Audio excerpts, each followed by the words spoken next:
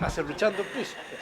El acta de la sesión 106 se da por aprobada por no haber sido objeto de observaciones. El acta de la sesión 107 se encuentra a disposición de todas las señoras y señores diputados. El señor secretario dará lectura a la cuenta. Gracias, estimado presidente. Se da cuenta de los siguientes documentos. Oficio número 760 de la Subsecretaría de la Niñez, por el cual remite información presupuestaria. Oficio del secretario general de la Corporación, por el que comunican que la sala acordó remitir el proyecto de ley iniciado en moción de diversos diputados que modifica la ley 18.838 que crea el Consejo Nacional de Televisión para encomendar a este organismo la dictación de normas generales sobre la incorporación de advertencias previas y difusión de canales de denuncia durante la transmisión televisiva de contenidos relacionados con situaciones de violencia de género, boletín 17.855-34, una vez que sea despachado por la Comisión de Mujeres y Equidad de Género. Informe de UNICEF sobre canasta de crianza, su costo económico en Chile. Resumen ejecutivo, proporcionado por la Biblioteca del Congreso Nacional. Informe de la Biblioteca Nacional sobre argumentación a favor y en contra de la abolición de la esclavitud de africanos en Chile. Carta del ciudadano francés señor Jacques Cano, por la cual plantea situación que afectaría a su hija de 10 años de edad, debido a que él se encuentra acusado de violencia intrafamiliar, ante lo cual se encuentra imposibilitado de tener contacto con la menor. Por lo anterior solicita apoyo parlamentario.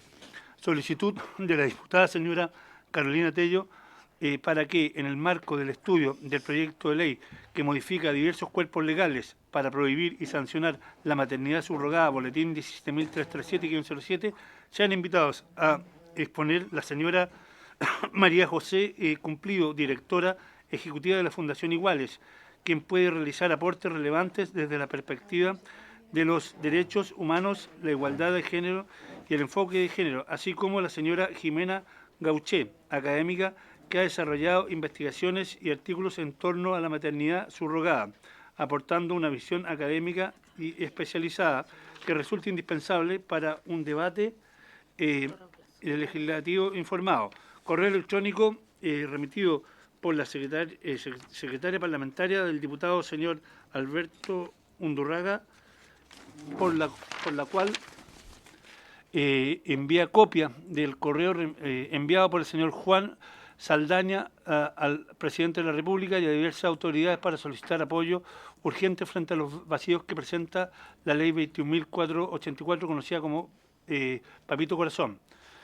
Correo electrónico del señor Diego Martínez González, que indica verse afectado respecto a la ley vigente 20.860, específicamente sobre la tuición compartida de su hijo, confirmado para la sesión de hoy del ex miembro del Comité de Derechos del Niño de la Organización de las Naciones Unidas, señor Jorge Cardona, quien se conectará por vía Zoom. El director ejecutivo de la Fundación Colunga, señor Arturo Celedón, junto a los representantes de su grupo de trabajo que no alcanzaron a exponer la sesión anterior. El ministro de la Corte de Apelaciones de La Serena, abogado de la Universidad de Valparaíso, Máster Internacional Infancia y Género por la Universidad de Yalen, Máster Internacional, señor Felipe Pulgar por Zoom. La representante de la Fundación Pro Acogida, señora Alejandra Catalán. Y otros invitados más.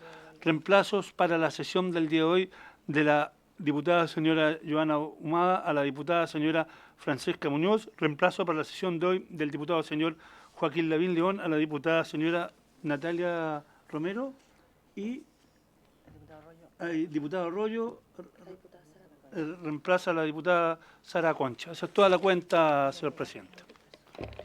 Sobre la cuenta, palabra. Varios.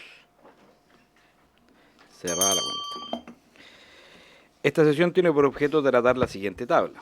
Primero, continuar con la discusión del proyecto de ley iniciado en moción de las diputadas señora Elia Molina, Francesca Muñoz, Jimeno Sandón, Consuelo Veloso y los diputados señores Juan Irarraza, Héctor Barría, Felipe Donoso, Jorge Zafirio, que modifica diversos cuerpos legales para prohibir y sancionar la maternidad subrogada. Boletín 17.337-07. En primer lugar, en primer trámite constitucional y reglamentario. Se encuentra invitado el ex miembro del Comité de Derechos del Niño de la Organización de Naciones Unidas, ONU, señor Jorge Cardona, quien explicará el informe de la relatora sobre la violencia contra la mujer, ONU, señora Rem Al-Salem, que se conectará por Zoom. Le ofrecemos la palabra a don Jorge Cardona. Don Jorge, ¿nos escucha? Sí, yo les escucho. ¿Me escuchan ustedes bien? Sí, perfecto. Muy bien. Con la venia del presidente, permítanme en primer lugar agradecer la invitación a participar en esta comisión. Es para mí un honor.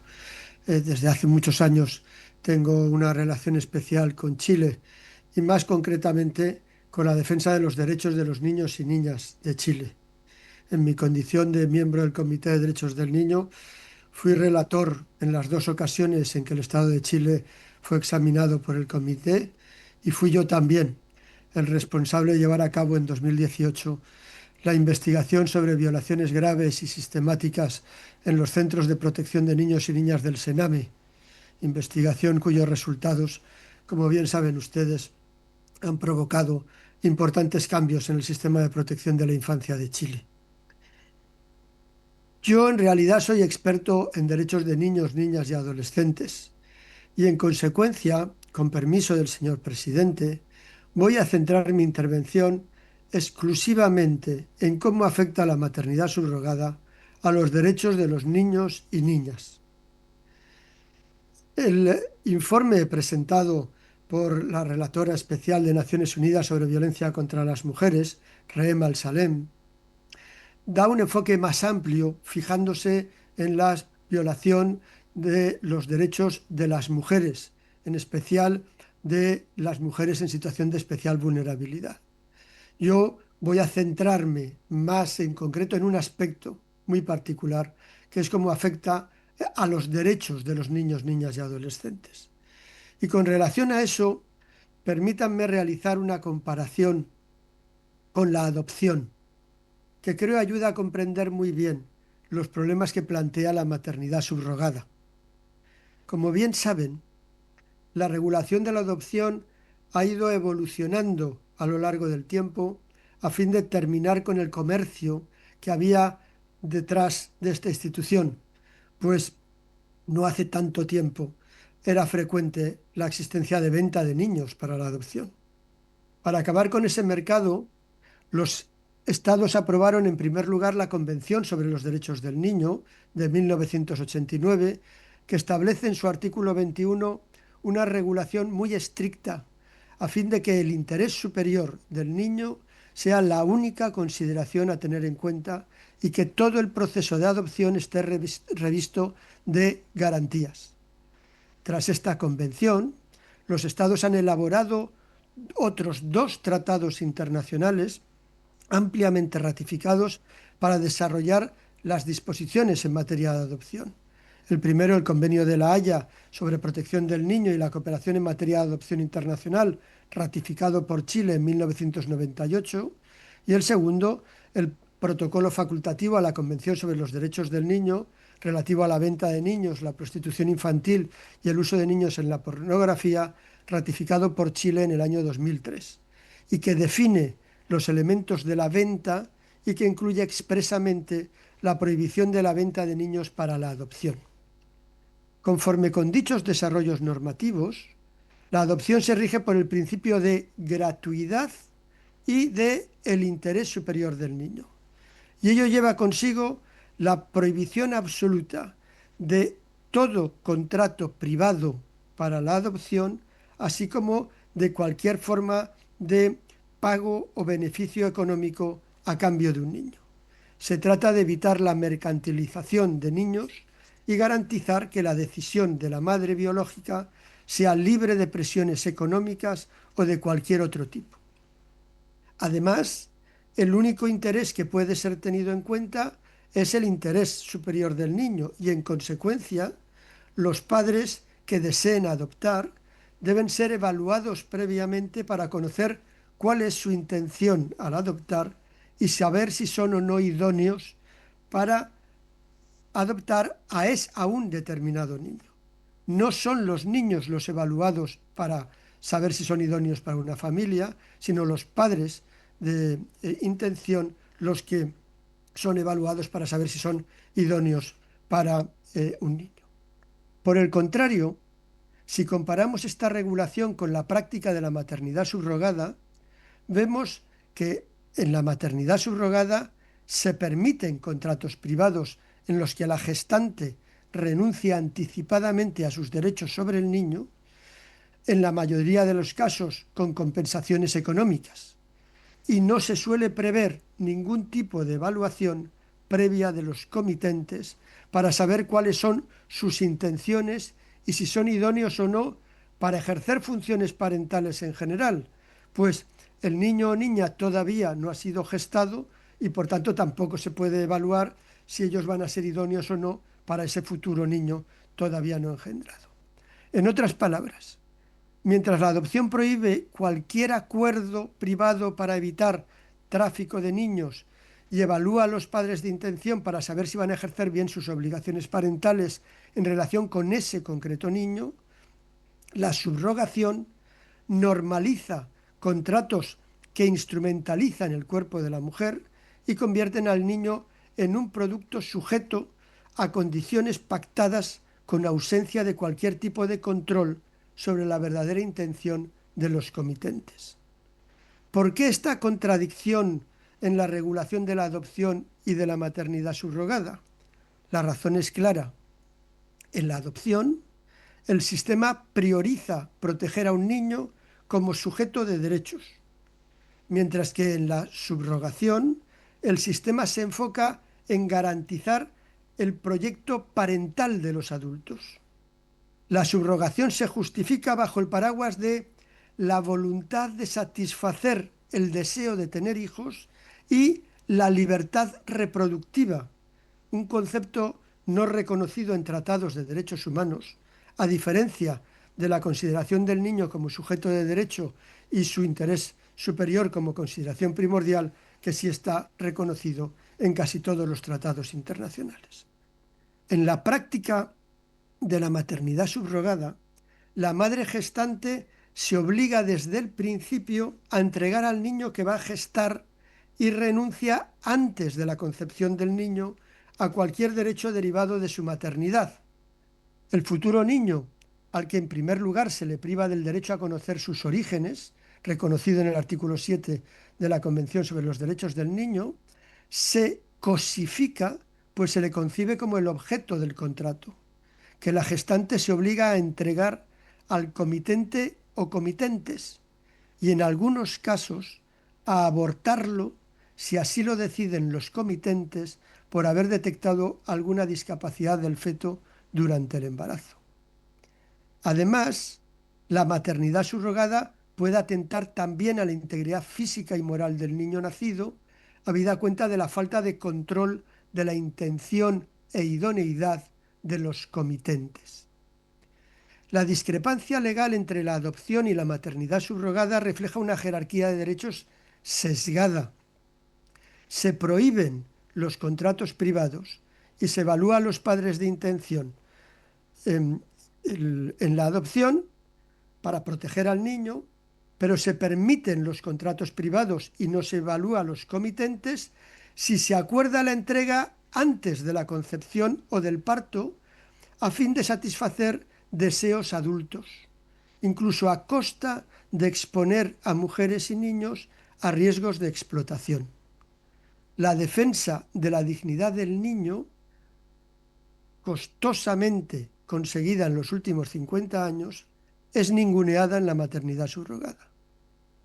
Esta contradicción evidenciaría la necesidad de que se aplicase a la gestación subrogada los mismos principios éticos y jurídicos que rigen la adopción, eliminando vacíos legales que faciliten su mercantilización.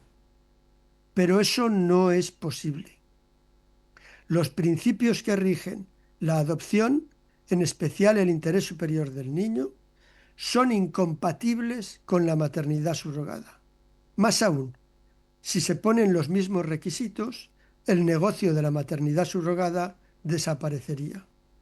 Sin contratos privados, la búsqueda de la familia más adecuada para el niño o niña, que la decisión sea tomada por una autoridad central, prohibición de cualquier tipo de contraprestación, dar tiempo a la madre biológica tras el nacimiento del niño para que decida si lo entrega o no.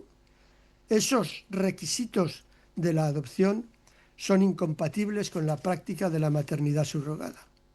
Y en este sentido, la relatora especial sobre venta y explotación sexual de niños llevó a cabo un informe en 2018 cuyo objeto de análisis era la gestación por sustitución y la venta de niños.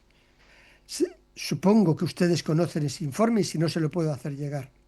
Se trata de un estudio temático sobre la gestación por sustitución y la venta de niños, así como recomendaciones sobre la manera para hacer efectiva la prohibición de la venta de niños y prevenir que tenga lugar.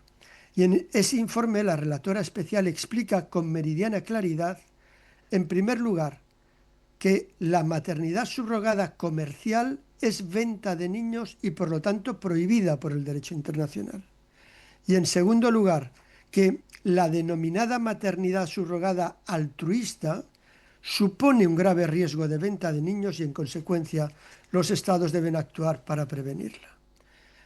Y como les anuncié, no he entrado en profundidad sobre las consecuencias de la maternidad subrogada en el ámbito de la explotación de las mujeres, en especial las que se encuentran en situación de especial vulnerabilidad, a las que se refiere el informe de la relatora especial sobre violencia contra las mujeres de 2025, y que aporta todavía muchos más argumentos para no solo prohibir la práctica de la maternidad subrogada, sino también evitar los efectos jurídicos de la realizada en otros países. La práctica de la maternidad subrogada implica graves riesgos para el respeto de la dignidad del ser humano. Y en ese sentido, por ponerles un ejemplo, el Tribunal Supremo de España ha expresado con meridiana claridad en su sentencia de 4 de diciembre de 2024 lo siguiente, y cito: la celebración de contratos de gestación subrogada en el que la mujer y el niño son tratados como meros objetos, así como la pretensión de que un contrato, por más que esté validado por una sentencia extranjera, pueda determinar una relación paterno-filial, vulnera la dignidad y el libre desarrollo de la personalidad, tanto de la mujer gestante como de los niños nacidos en virtud del acuerdo de gestación por subrogación. Fin de la cita. Y termino, señor presidente. Por favor, como dice la relatora especial sobre violencia contra las mujeres, no se dejen seducir por argumentos basados en la satisfacción de los deseos de paternidad. El deseo de una persona de tener un hijo, por muy noble que sea, no puede realizarse a costa de los derechos de otras personas. Muchas gracias, señor presidente. Quedo a su disposición por si quieren realizar alguna pregunta. Muchas gracias, don Jorge. Juan Irarrázaval por acá, diputado presidente titular, por así decirlo, que no alcancé a llegar al inicio de la sesión, pero ahí un colega me reemplazó. Muchas gracias primero por efectivamente participar desde allá con su expertise, relatándonos un informe que viene muy al caso de lo que aquí estamos discutiendo, precisamente con un proyecto que busca abolir la maternidad subrogada. No sé si hay preguntas de miembros de la comisión, que efectivamente cuando apareció el informe, doctor Cardona, nosotros tuvimos mucha inquietud, por lo que significaba esto, porque además toca muchos ámbitos que están en este proyecto de ley. Prohibición de publicidad, persecución internacional, etcétera, sin haberlo visto antes, digamos. Sí habían dudas y de eso aprovecho de preguntar, son cuestiones más formales, de cuál es la fuerza de este informe de la relatora. En el fondo, es una sugerencia, tiene que ser aprobado por la Asamblea. Yo sé que la relatora sobre violencia contra la mujer, Rilm Al-Salem, bueno, es la encargada de la ONU precisamente en estos temas, como bien dice su nombre, pero ¿hay alguna especie de procedimiento? Estos días hemos visto que hay países que han abolido efectivamente la maternidad subrogada. Este informe tiene que ver con eso, por ejemplo. Yo vi que Eslovaquia, por ejemplo, la acaba de prohibir. Había un proyecto, si no recuerdo mal, en Colombia o en México, que era para regularla y que se revirtió para abolirla. No sé si usted nos podría contar cuáles son los efectos de peso concreto que tiene este informe, porque el contenido estamos claros que es bastante contundente y amplio en el sentido de tocar varias aristas de lo que tiene que ver con la industria de la maternidad subrogada a nivel mundial. Si nos podría abordar un poquito en eso, ya que usted también fue miembro del Comité de Derechos del Niño de la ONU y por lo tanto también sabe cómo funciona la orgánica de esa organización. El informe de la relatora Reem Al-Salem de 2025 es un punto más de los informes y declaraciones que existen en el marco de la Organización de las Naciones Unidas sobre la maternidad subrogada. Como les he señalado, el primer informe claro al respecto es el informe de la relatora especial sobre venta de niños y explotación sexual de niños, que es del año 2018 y en el que ya declara que la maternidad subrogada supone venta de niños y por lo tanto está prohibida por el derecho internacional.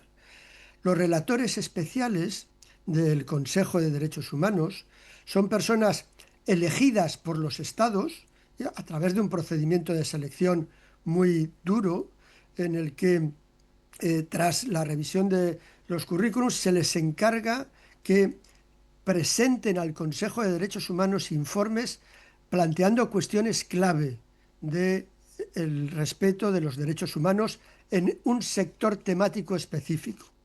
La de la venta de niños planteó la maternidad subrogada como un problema de venta, la de violencia contra la mujer como un problema de violencia contra las mujeres. 100 expertos de Naciones Unidas en el año 2020, varios miembros del Comité de Derechos del Niño, varios relatores especiales, se reunieron en Verona para realizar la Declaración de Verona sobre maternidad subrogada, en la que dejan claro que estamos ante unas situaciones que son contrarias al derecho internacional de los derechos humanos. Por lo tanto, estos informes no se aprueban por nadie. Se presentan para que el Consejo de Derechos Humanos vaya aprobando a partir de estos informes declaraciones, resoluciones sobre el respeto de los derechos humanos. Y lo que hacen los relatores es, como expertos que son, enfocar esos trabajos del Consejo de Derechos Humanos y, en su caso, de la Asamblea General de Naciones Unidas, aunque en realidad ellos trabajan para el Consejo de Derechos Humanos, aunque es cierto que también presentan esos informes a la Asamblea General en Nueva York, pero es en el Consejo de Derechos Humanos. Por lo tanto, no estamos ante informes que tengan que ser aprobados, ya está elaborado. Es el prestigio, el reconocimiento de los relatores especiales, que han sido elegidos tras un largo proceso de selección por todos los estados de la comunidad internacional.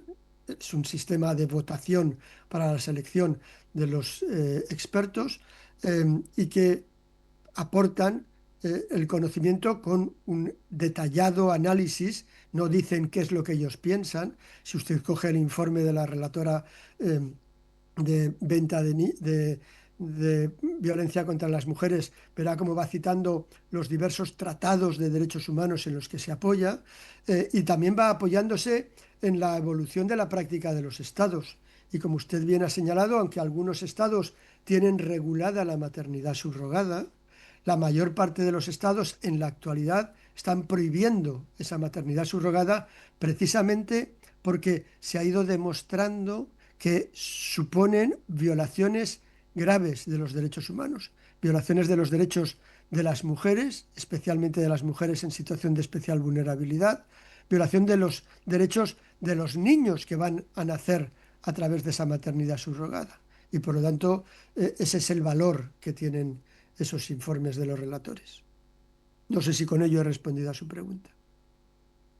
Sí, don Jorge. No sé si hay... Diputado Undurraga, usted tiene la palabra. Muchas gracias, presidente. Saludar a don Jorge Cardona, agradecerle su exposición. La verdad es que este es un tema que en Chile no es muy masivo ni es de uso común. Estamos trabajando y por eso le agradezco su exposición para formarnos una opinión en relación a este tema. Y desde ese punto de vista, y disculpando a lo mejor la ignorancia que uno como parlamentario pueda tener en esto, usted califica de venta, y cómo se califica si es que el potencial padre aporta parte fundamental, como es el semen, el espermio. ¿Sigue siendo una venta, una colaboración? ¿Cómo lo traduce usted? Con la venia del presidente. Seguimos ante una situación de venta. Es cierto que el padre biológico, por la aportación de la carga genética que él lleva consigo, puede reclamar esa paternidad, pero lo que ha hecho ha sido firmar un contrato para la entrega de un niño. El niño se cosifica, se convierte en un objeto de contrato. Ningún ser humano puede ser objeto de un contrato. De hecho, como se lo he señalado antes, en muchos de esos contratos se fija, por ejemplo, la obligación de la madre gestante de abortar en el caso de que tenga una discapacidad, la obligación de hacer públicos todos los análisis que vaya a tener de cualquier tipo, la obligación de no dar lactancia materna, la obligación de someterse a cesárea, sea o no conveniente. Entonces, estamos ante la cosificación de personas a través de un contrato. Y ese contrato es un contrato de venta, porque el padre ha aportado carga genética, pero también está haciendo otras contraprestaciones, ya sea el pago de una cantidad de dinero por la compra del niño, ya sea a través de la fórmula de no, se están pagando los gastos de hospital, la baja del profesional que pueda tener la mujer, en el fondo siempre es una contraprestación económica que cumple los requisitos del artículo 3 del protocolo sobre venta de niños, que es la entrega de un niño a cambio de una contraprestación. Y por lo tanto, en la medida en que estamos ante una entrega de un niño a otras personas, por lo tanto que hay un intercambio y que hay una contraprestación de cualquier tipo, estamos ante una situación de venta. Insisto, eso no quiere decir que el padre con carga biológica no pueda reclamar la paternidad, igual que la madre gestante tiene la maternidad del niño, ¿no? Y por lo tanto nos encontramos con un problema jurídico que hay que resolver en función de qué, en función del interés superior del niño. Y lo que debe de quedar muy claro, y en ese sentido yo les ponía la sentencia del Tribunal Supremo Español, que me parece que es excelente, de diciembre del año 2024, lo que deja muy claro es que nunca un contrato, aunque esté incluso validado por un tribunal, puede ser quien determine la relación paterno-filial, sino que la relación paterno-filial debe de estar relacionada con el interés superior de ese niño. Entonces, sin lugar a dudas, la carga genética es importante, pero no es lo único importante. Y habrá que estar a la situación concreta, puesto que el interés superior del niño hay que determinarlo caso por caso, habrá que estar a la situación concreta de cada uno de los casos. Sí, también iba sobre el punto, diputado Undurraga, porque yo lo que quería entender es si usted había preguntado lo que constituye la donación de espermios o el resultado final, por así decirlo, el producto final, como se llaman en estas transacciones, de lo que pasa con ese niño. ¿A qué se refería ahí en particular? No, yo me refería fundamentalmente a lo que me contestó por su intermedio, digamos, no tengo drama. Solo un dato para poder ilustrarme de mejor forma. ¿Dónde puedo conseguir el artículo 3 del protocolo de venta de niños? ¿En dónde está ese protocolo? Si usted entra en Google y pone protocolo facultativo, Convención de Derechos del Niño, Es venta la de Convención de niños, Derechos del Niño, ya, esto. eso es. Gracias. El protocolo facultativo es un tratado ratificado por Chile Sí, sí. sobre la venta, sobre prostitución, pornografía y venta de niños. Gracias. Gracias, doctor. Diputada Pizarro, usted tiene la palabra. Yo quiero ordenarme también. Yo quería pedirle que me defina maternidad subrogada. ¿De qué estamos hablando cuando hablamos de maternidad subrogada? Porque terminamos hablando de tráfico de niños, de prostitución. Yo quiero que me defina el concepto de lo que estamos hoy día acá legislando para ustedes. Porque quiero expresar que mi preocupación al respecto tiene que ver que prohibirlo, no sé si esto se va a traducir finalmente en hechos ilícitos que igual van a ocurrir y que van a exponer a las mujeres de manera mucho más brutal en países como el nuestro, donde las necesidades a veces van a obligar a las mujeres a aquello. Por lo tanto, le pido que me defina maternidad subrogada, aquella por la cual ustedes se oponen tan tajantemente. Yo tengo mi duda, ni siquiera tengo claro mi votación en este proyecto, pero tengo mi duda, es así, muy contundente, si la prohibición es la solución. Y por eso quiero que me la defina, porque no sé, por ejemplo, cuando un padre y una madre que no pueden tener un hijo, le piden a una abuela, que hemos visto tantos casos, que geste a esa guagüita. No sé si eso ustedes, por ejemplo, lo consideran maternidad subrogada. Prefiero pecar de inocente, pero quiero que me aclare de qué estamos hablando, porque creo que vamos a temas... Nos paseamos tanto esto que lo que yo escucho es casi que a la mujer, perdón la expresión, le van a hacer un tajo y le van a robar la guagua. Entonces yo quiero que con responsabilidad nos hagamos cargo de qué estamos hablando, porque si no, menos me convence. Presidente, cuando hablamos de maternidad subrogada estamos hablando, en primer lugar, de un contrato en el que una persona, a la que llamamos comitente, el padre o madre de intención, o dos personas, pueden ser un padre y una madre, pueden ser una pareja de dos homosexual, puede ser solo un padre o solo de intención o solo una madre de intención, firman un contrato con una mujer para que ésta geste un niño.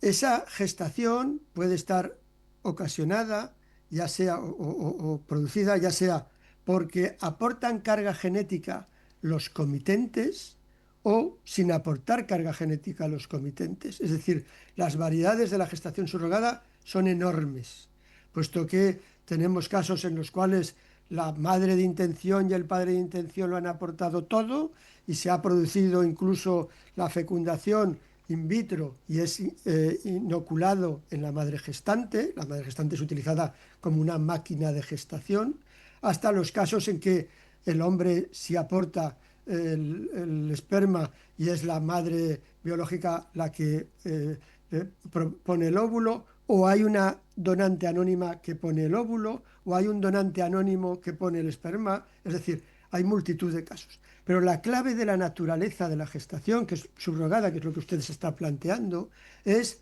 la firma de un contrato en virtud del cual personas desean tener un niño y contratan con una mujer para que éste lo geste. Eso es la maternidad subrogada, en el cual una mujer gesta un niño para otra persona u otras personas. Ese tipo de contrato privado, que además se realiza normalmente sin ningún tipo de control, sin ningún tipo de evaluación de los comitentes. Entonces yo estoy de acuerdo con usted en que hay casos, y yo conozco casos, en los que todo se hace con la mejor de las intenciones del mundo. Del mismo caso, le ruego me disculpe por lo que, cómo lo voy a decir, del mismo caso, del mismo modo en que hay mujeres que ejercen el sexo con hombres con absoluta y libremente, pero hay otras que cobran por ello, y esas que cobran estamos en el marco de la prostitución. Entonces, ¿cuál es el límite entre la prostitución y el sexo por deseo? Pues el límite es la existencia de un contrato, de un acuerdo, ya sea verbal, ya sea por escrito, normalmente la maternidad subrogada por escrito, ¿no? Entonces, ese es el tema clave y fundamental. No sé si lo he explicado o no. Sí, sí. Diputada Pizarro, diputada Undurraga, yo también quiero hacer una... y aprovecho de hacerle el tiro, breve, porque es sobre el punto.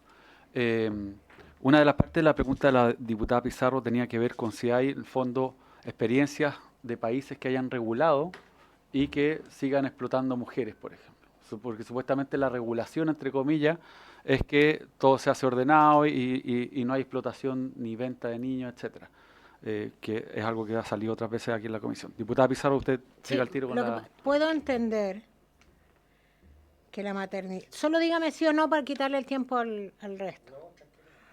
Puedo entender de lo que dice que de lo que estamos hablando de maternidad subrogada como un delito del cual estamos en contra es cuando se compra un vientre para que geste esa guagüita.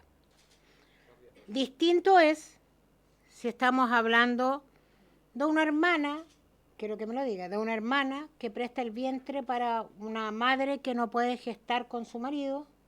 Entiendo que sería distinto. Entiendo que estamos acá hablando de prohibir el negocio de la renta de vientres a cambio de dinero. Cualquier otra contraprestación. ¿Cuál es la otra contraprestación entonces? El dinero puede ser un bien, o puede ser salir del país. Un negocio, pero un negocio. Un negocio. No un acto altruista entre familiares o entre otra persona. O igual lo condena. Cuidado, precisamente le recomiendo la lectura del informe de 2018 de la relatora sobre venta de niños. Ella, la denominada maternidad subrogada comercial, que es aquella en la que hay una contraprestación clara, es manifiestamente contrario. La denominada altruista, sin embargo, como bien está demostrado, sigue existiendo siempre un riesgo porque siempre hay, o en muchas ocasiones hay, en la mayor parte de las ocasiones hay algún otro tipo de contraprestación. Y por lo tanto estamos ante la misma situación. En todo caso, no puede ser en ningún caso que la madre que esté gestando esté obligada a entregar al niño. Porque si no, ya estamos utilizando a esa mujer. ¿Se puede quedar la madre al niño? Se lo pregunto. Cuando es una amiga de la familia, si se la puede quedar, claro, piense siempre que queda la vía del reconocimiento de la paternidad.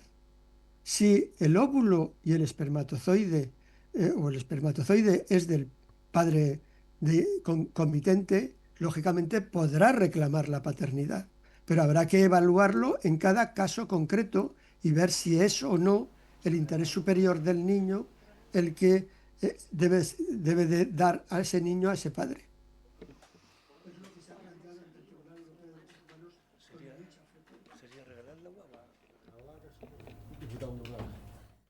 Gracias, Francisco Undurraga, por acá nuevamente. Oiga, ya que lo que estamos velando es por el interés superior del niño, ¿en qué condiciones jurídicas debiese quedar? Porque las legislaturas son territoriales. Esto ya lo hemos discutido en otras sesiones, pero me interesaría su opinión. Nosotros, las leyes de Chile solo operan en Chile. Y esta es una situación que, si bien es cierto, hay países que hoy día se están negando, pero hay otros países que lo practican y lo promueven.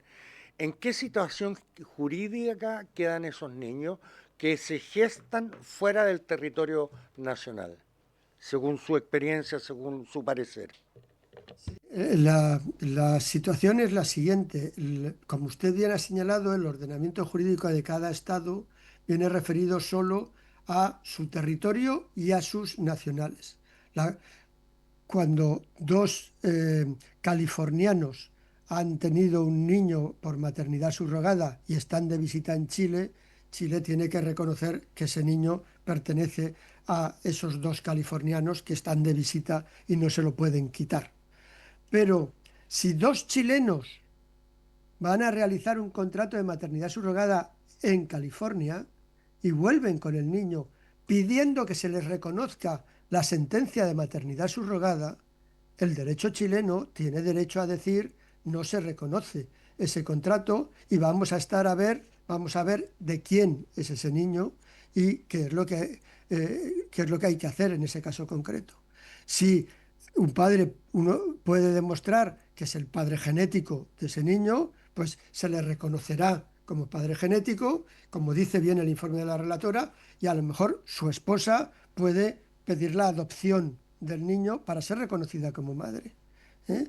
Pero estamos ante cuestiones de derecho internacional privado que hay que ir delimitando en función de la consideración de la prohibición de la maternidad subrogada como una cuestión de orden público. Ya, o sea, quedaría como una patria ese niño, mientras tanto. Jamás. Porque si es Como un una chileno o es una pareja chilena que va a hacerse esto a Madrid A y Madrid está vuelven con prohibido. el niño, quedaría como una patria. En Madrid está prohibido. No, no, Pero está bien, yo le estoy diciendo California, sí, estamos sí, hablando sí. de Chile, en Chile no existe, de hecho, la legislatura, digamos, en relación al tema. No, no, O no sea, queda como apátrida lo normal, lo que está ocurriendo en España, porque eso que está usted señalando se produce en España. Hay españoles que se han ido al extranjero a tener niños por maternidad subrogada. Yo le he señalado una sentencia clara del Tribunal Supremo Español diciendo, mire, yo no tengo por qué reconocer esa sentencia que le otorga la relación. Le doy la nacionalidad al niño, naturalmente el niño es español, y ahora voy a determinar quiénes son los padres de ese niño. Y entonces, en esa determinación, si hay carga genética, el Tribunal Supremo reconoce a quien haya dado la carga genética y le dice al otro cónyuge que tiene que adoptar si quiere ser reconocido como progenitor. dos cosas. ¿Qué pasa con los niños anteriores a la legislatura que usted está señalando en España? ¿Cómo se les reconoce o se les deja de reconocer? ¿Pierden o no pierden sus derechos? En segundo lugar, ¿cuál es la similitud, si es que la hay, con una adopción donde no hay carga genética de ninguno de los dos padres que está adoptando a ese niño? ¿Cuál es la similitud para poder salvarlo? No hay similitud. Es decir, la cuestión clave que yo les he intentado explicar es, en la adopción hay, uno, evaluación del interés superior del niño para buscar la familia idónea para ese niño. Evaluación de los padres para ver que son idóneos para ese niño en concreto. Y se produce una adopción marcada por una autoridad central que controla todo el procedimiento. En la maternidad subrogada estamos hablando siempre de contratos privados, realizados por empresas. Por lo tanto, no hay autoridad que esté controlando ni el interés superior del niño, ni la idoneidad o no de ese progenitor, ni la intención siquiera. Es decir, si un pederasta se va a tener niños por maternidad subrogada, ¿quién evalúa lo que vaya a ocurrir con ese niño? Entonces, en ese sentido, ese es el problema, la ausencia de control en la maternidad subrogada. No existe ningún tipo de control sobre lo que se está produciendo ahí. Muchas gracias, diputado. Sí, si quieren hacer preguntas, está el don Jorge Cardona a disposición. Deme un segundito, yo voy a, de hecho, a hacer el diputado Undurraga. Efectivamente, nuestro proyecto, el proyecto que estamos tramitando, tiene un transitorio en que no, por así decirlo, le da un cierre o reconoce o no persigue, como usted quiera llamarlo, a todos los niños que hoy día están en familias que fueron, digamos, gestados por maternidad subrogada y no hay ningún tipo de cuestionamiento, ¿ya? que es una de las preocupaciones que de hecho algunos de los padres comitentes, hoy día padres, digamos, reconocidos por la ley, ante la ley, tenían. Y precisamente el caso que contaba el doctor Cardona es cómo opera en Chile. Va hacia afuera una persona, encarga, ¿cierto?, la guagua, o el bebé, para que no sé cómo se dice en España, para que entiendan, ¿cierto? Se le reconoce en el extranjero como padre y viene con esa paternidad desde el extranjero, y ahí es que puede reconocer, digamos, a su pareja, marido, esposa, como sea, ¿cierto?, en Chile, que lo adopta, y ahí quedan los dos como padres. Ese es un modelo como está operando, por lo tanto del que Chile no está exento. Pero sí, yo creo hacer ver, a propósito de países que han regulado hace mucho tiempo la maternidad subrogada, la experiencia que han tenido. El Reino Unido, por ejemplo, que supuestamente es de las experiencias más exitosas. Se habla, ¿cierto?, del informe Golombok, que ha hecho seguimiento a las familias y a los niños que vienen de la maternidad subrogada, y que es debatida, ¿cierto?, su eficacia, porque algunos dicen que el seguimiento precisamente en las familias conflictivas no ha podido darse, y solamente se ha dado en las familias exitosas, por así decirlo. Pero lo que sí estamos claros, en particular a la diputada Pizarro, para que quede ahí en acta, es que en el Reino Unido no se conocen mujeres, digamos, pudientes o ricas que sean altruistas. Siempre son mujeres pobres las que gestan.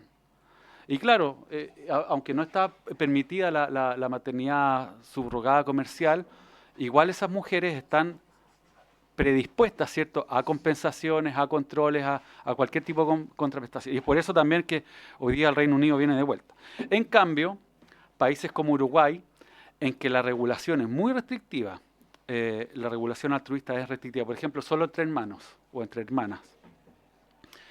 En 13 años de vigencia de la ley uruguaya, se conocen apenas 2 casos. Entonces, cuando nosotros vemos la diferencia entre Reino Unido y Uruguay, lo que vemos es que precisamente la industria lo que busca es precisamente el lugar donde operar y donde vender o producir ciertos niños para su entrega a familias que no pueden. Los casos en que entre hermanas se pueden prestar el vientre, ¿cierto?, son muy pocos, porque en general quienes se ven interesados en este producto son precisamente las familias, o unas familias que no tienen de repente una red de apoyo como esa para diputada. Diputado Zafirio primero, sí, toda razón. Perdón, diputado Barrio. Mira, lo que pasa es lo siguiente, que este es un tema bien interesante, pero bien de discernimiento en algún sentido, y que toma ciertas áreas, ¿no? Pregunta para el profesor Cardona, que tiene que ver con que si el proceso está, o más bien la situación está en el ámbito del control, ¿no?, como usted lo señaló en su última intervención. Entonces, subyace que es el problema, valga la redundancia, del control, no del ejercicio propiamente tal. ¿Se entiende? Porque el legislador, o nosotros que somos diputados de la República, tenemos que legislar en todo el contorno. Yo le entiendo la conversación, porque, o más bien, aunque puedo estar en desacuerdo con sus puntos de vista, pero entiendo que el tema está en el control. Nosotros tenemos que evitar, a razón de un derecho, ¿no?, de una madre, de un padre, de lo que han dicho acá también médicos, en fin, de un derecho, el posible, por ejemplo, tráfico de niños, el posible venta de niños, en fin, ¿no? Pero la pregunta es si es que está en el sistema, si es que está el problema en el ámbito del control, entonces subyace que lo otro sí se pudiese hacer, entre comillas, en la perspectiva de tener una situación como la que ha descrito la diputada Pizarro, que es, por ejemplo, el derecho de poder concebir un niño o una niña. ¿Se entiende lo que señala el profesor, verdad? Deme un segundo, doctor, que vamos a seguir con ronda de preguntas para poder responder, porque tenemos poco tiempo, entonces mejor que las pueda responder todas de de una diputada Gasmuri. Gracias, presidente. Saludo a nuestro expositor y agradezco su exposición. Solamente una reflexión, he escuchado con mucha atención y bueno, ya llevamos semanas debatiendo esto y sin duda que estamos frente a un tema que es complejo. Pero incluso a la luz de lo expuesto por nuestro invitado, más y en el mismo sentido un poco de lo que estaba preguntando, señalando el diputado Barrio, más bien pareciera ser que tenemos una realidad que hoy día ocurre, que ocurre de maneras que no nos gustan, ¿cierto? Que está, como lo ha caracterizado, ¿cierto?, nuestro expositor. Y más bien, más allá incluso de la opinión más personal, pareciera ser que en un escenario de desregulación y dejándolo en la clandestinidad o sin normar, es donde ocurren los mayores excesos, los mayores abusos y toda esta situación también que se ha señalado de que en general son mujeres más vulnerables.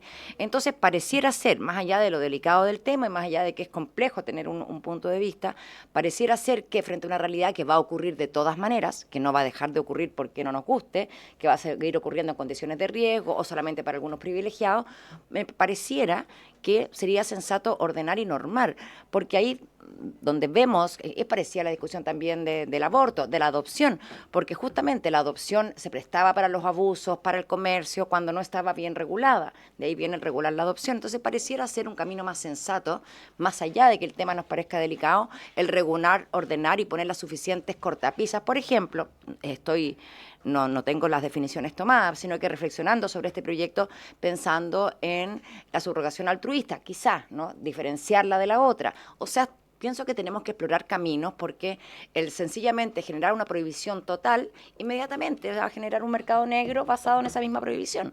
Esa como reflexión quería compartir y yo creo que hoy día con lo que hemos escuchado ya todos nos hemos hecho una idea clara de cuál es el problema, independiente de que no es fácil la respuesta frente a ese problema, ¿no? Y yo sigo pensando que en temas difíciles regular puede ser un camino más eficiente desde una perspectiva de salud pública, una perspectiva de derechos, ¿no? Que dejarlo todo en la clandestinidad, donde sí, ahí es el poder del dinero el que manda, ¿no? El que tiene la capacidad de poner el precio, de pagar y todo, ahí sí que sin ningún control, y ahí engarzo con lo que estaba señalando el diputado Barrio. Esas eran mis reflexiones por su intermedio, presidente. Gracias, diputada. Diputada Veloso, para terminar. Muchas gracias, presidente. Bueno, valorar la exposición del señor Cardona, no alcancé a escucharlo completo, pero sí soy una de las autoras de este proyecto. Quiero referirme brevemente a algunas de las frases que se han señalado, sin ningún afán más que poder exponer mi punto de vista, y es que, respecto a lo último, si no se regula, queda todo en manos del dinero. Yo creo que hoy día la gestación subrogada es parte de... O sea, hay un poder económico por el cual una mujer gesta a otra. Una profesional, una diputada, una médica, una abogada, una profesional que tiene recursos suficientes. Yo no sé, hay muchas mujeres acá que han sido mamás, otras que hemos estado embarazadas y una serie de circunstancias por las cuales cualquier mujer puede entender las implicancias biológicas que uno vive en un proceso de embarazo. Y son brutales. Hay algunos embarazos que son mejores, hay otros que son muy traumáticos para las madres. Una serie de consecuencias, como decía, fisiológicas, hormonales, que se traducen en malestar emocional, en malestar físico, etcétera. Por lo tanto, es muy difícil imaginar que una mujer que tiene recursos suficientes vaya a pasar por eso durante 9 meses.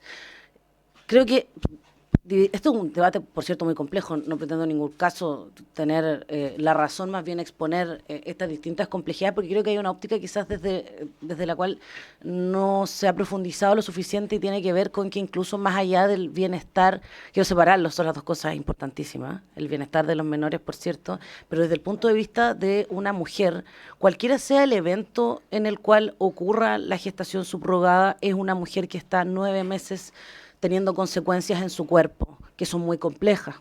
Y yo sí creo, por ejemplo, en el apego. Hay un niño, una niña que nace y se lo van a arrebatar a su madre o a la mujer que lo gestó durante 9 meses de inmediato. A mí esa cosa a priori me complica. Me complica que sean, reitero, mujeres pobres y que necesitan dinero y que por eso lo hacen. En ese sentido creo que aún así entiendo la problemática que existe respecto a muchas parejas que ven como única alternativa de poder gestar, acudir a este sistema de la maternidad subrogada.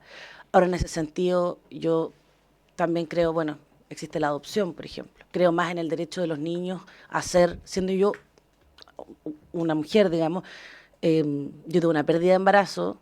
En ese evento, cualquier mujer que vive eso, pero cualquier otra mujer que no ha vivido eso también, puede quedar sin capacidad de poder gestar. Y aún así creo que no tenemos derecho a ser madres, aunque sí los niños tienen derecho a una familia. ¿A qué me refiero con eso? Que si una no tiene la capacidad de gestar, puede ser madre igual, pero quiero decir, uno tiene derecho a ser madre biológica, porque puede ser que tu propio cuerpo no pueda gestar un niño, pero sí puedes adoptar un niño, por ejemplo.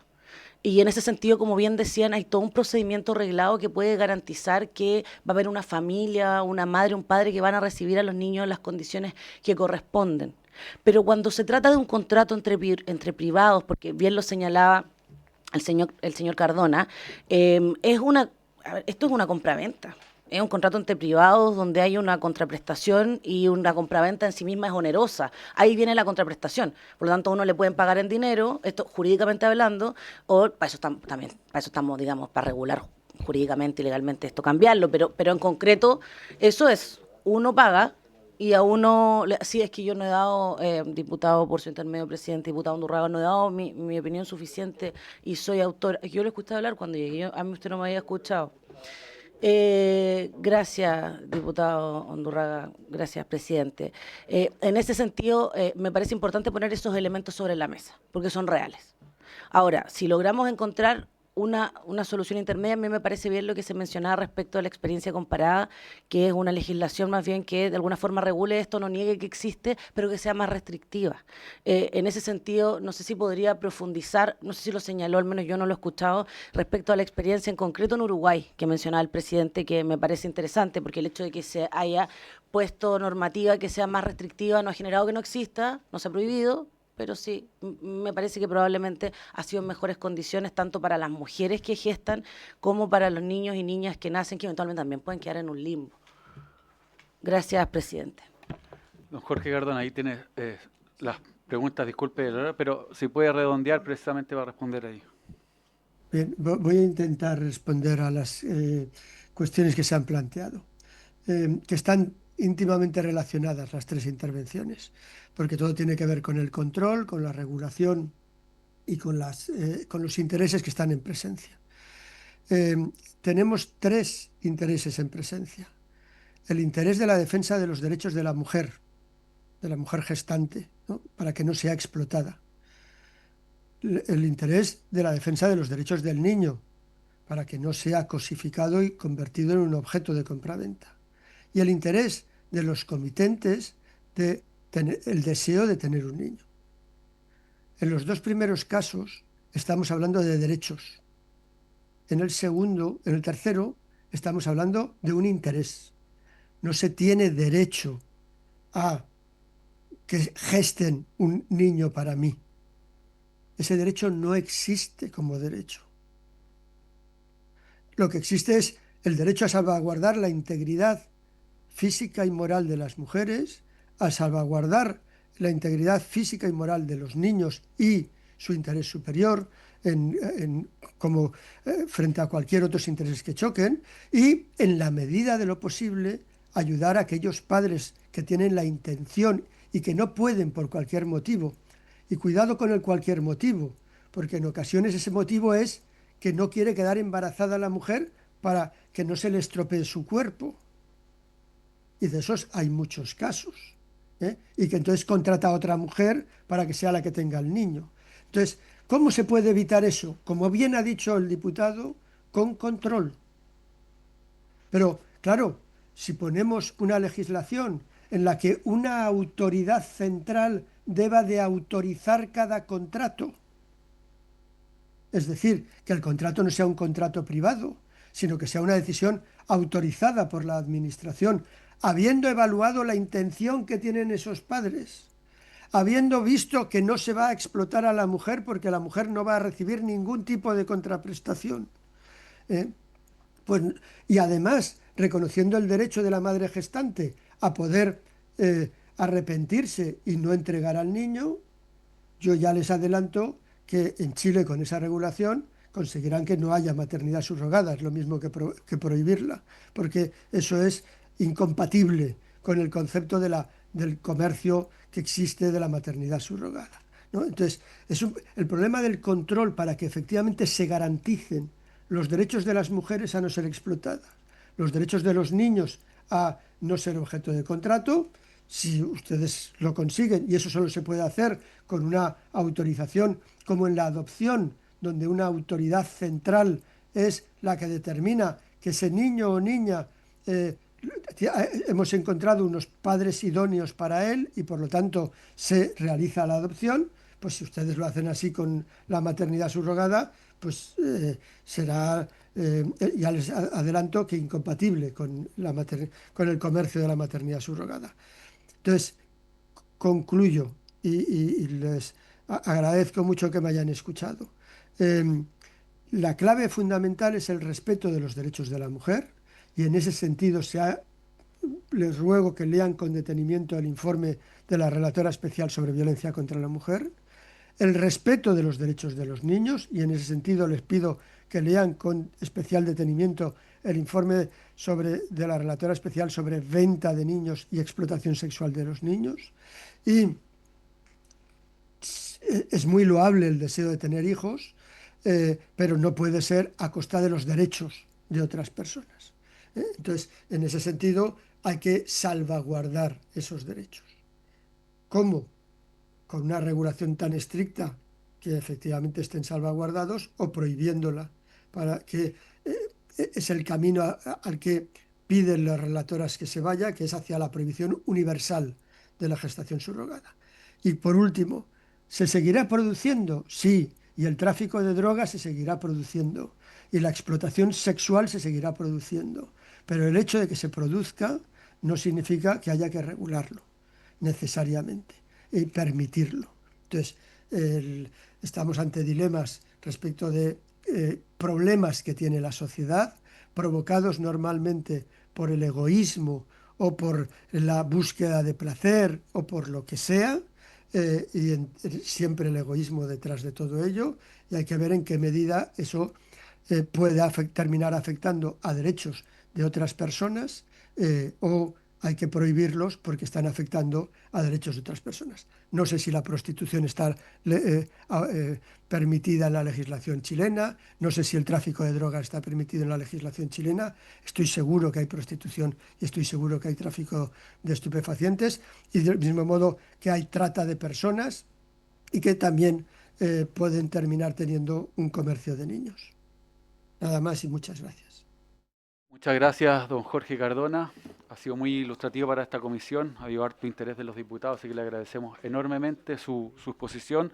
Si nos pudiera hacer llegar no sé si usted tenía una presentación que preparó al respecto para que nosotros también podamos revisarla y documentarla dentro de la historia de esta comisión y para que también los diputados puedan releerla. Se lo agradeceríamos mucho, don Jorge. Y desde ya queda liberado, por cierto, porque aquí en esta comisión vamos ahora a pasar al siguiente punto de la tabla. Muchas gracias de nuevo. Muchas gracias. Muy bien.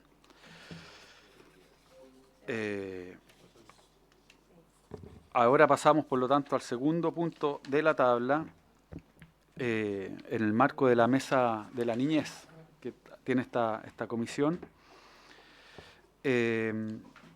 Y que había quedado, digamos, medianamente presentado la semana pasada, pero había que darle espacio que merecían, ¿cierto?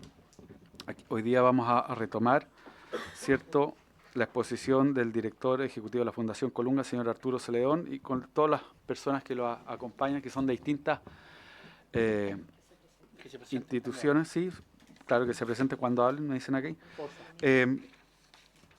y que tenía que ver con la mesa que tenía el Servicio de Protección Especializada en materia de familias de acogida, ¿cierto?, que es un tema que está hoy día, digamos, en discusión fuerte. Ya avanzamos, ¿cierto?, en materia de adopción, y una de las tareas pendientes de este país, hemos reconocido aquí transversalmente en esta comisión, es el tema de las familias de acogida. Así que, sin más, por favor, micrófono todo tuyo. Aquí vamos a estar, digamos, en este tema hasta el fin de la sesión. y por lo tanto podremos ahí hacerle preguntas entre medio, si los diputados lo requieren, o al final de su exposición, y también de quienes nos acompañan por si quieren aportar también. Encantado.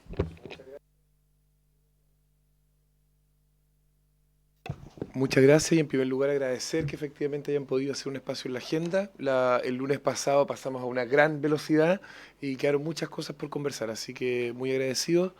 Me vuelvo a presentar, mi nombre es Arturo Celedón, soy director ejecutivo de Fundación Colunga, parte también de Pacto Niñez, que es una agrupación, una plataforma transversal de sociedad civil, y fuimos integrantes de la Comisión de Alto Nivel para el Acogimiento Familiar, que era el nombre que se dio a este grupo. Aprovechemos de presentarnos todos, ¿les parece?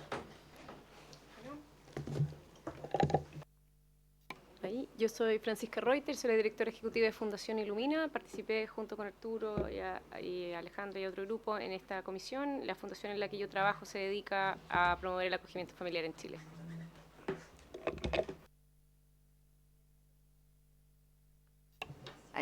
Mi nombre es Alejandra Catán, soy la directora social de la Fundación Proacogida. Promovemos el acogimiento familiar hace más de 8 años.